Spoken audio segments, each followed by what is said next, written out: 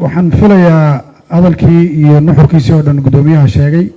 waxaan rabaa marka hore horta inaan ka mahad celiyo kulankan qiimaha leh oo murashaxiintii xilka madaxweynenimo ee Soomaaliya 2020-2021 ay maanta ku afar halkan joogaan.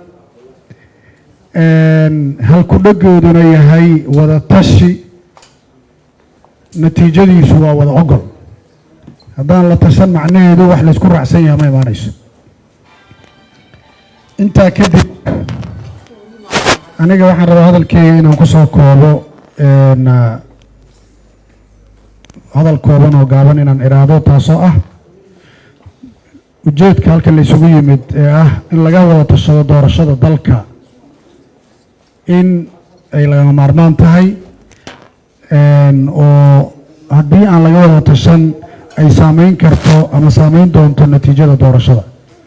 marka gunaanadka hadalkeygu wuxuu yahay, marka ugu horeysa wada tashiga waxaa sababay dowladda hadda jirta oo madaxweyne maxamed cabdullaahi farmaajo uu ka yahay madaxweynaha ini karo dalka nidaamka doorasho ee dalku u baahan yahay. hadalkeyga aniga wuxuu yahay madaxweynaha iyo hay-adihiisa la shaqeeyo oo ay xukuumadda ugu horeyso laguma aamini karo doorashada dalka. saas daraaddeed waa in laga wada tashado oo dib eegis lagu sameeyo wax maaragtay qabyadii iyo xadgudubyadii heshiiskii nidaamkii doorashada dalka. taasi waa mid wey.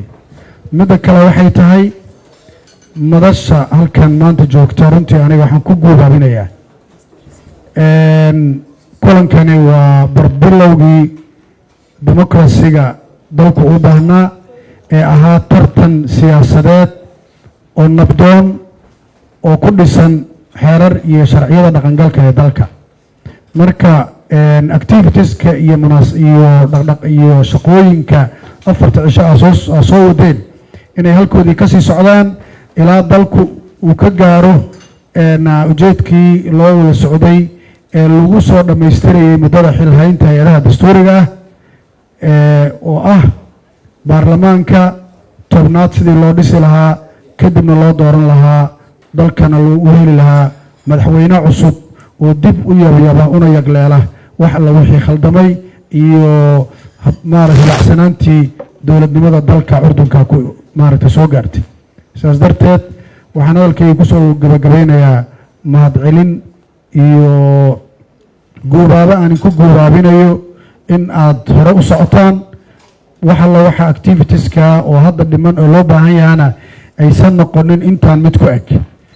gabagabadii in badan aan kusoo celceliyo aan u malaynayaa dadka Soomaaliyeed ee inii yimid maalmihii lasoo dhaafay 4 maalmood eed la kulmayseen ee kala gedisnaa oo qaybaha bulshada kala gedisnaa ahaa waxay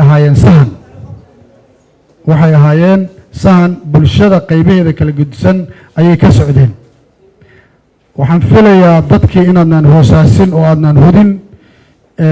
dhalinyaradu waxay yidhahdaan hebel baxar u geliyey, dadka inaadnaan baxar gelin oo qof kasta oo halkan yimid maaragtay dowladdu si guraacan ay ula xisaabtami doontaa. marka haddii dadkii activitieskii meeshii ku istaagaan oo wixii loo baahnaa iyo shaqadii loo baahnaa aysan hore usii soconin, warbaahintuna kilibiskooda gadaalay geyn doonaan. maaragta dadka kale oo inii yimidna inta aysaan ka ahayeen ma imaan doonto.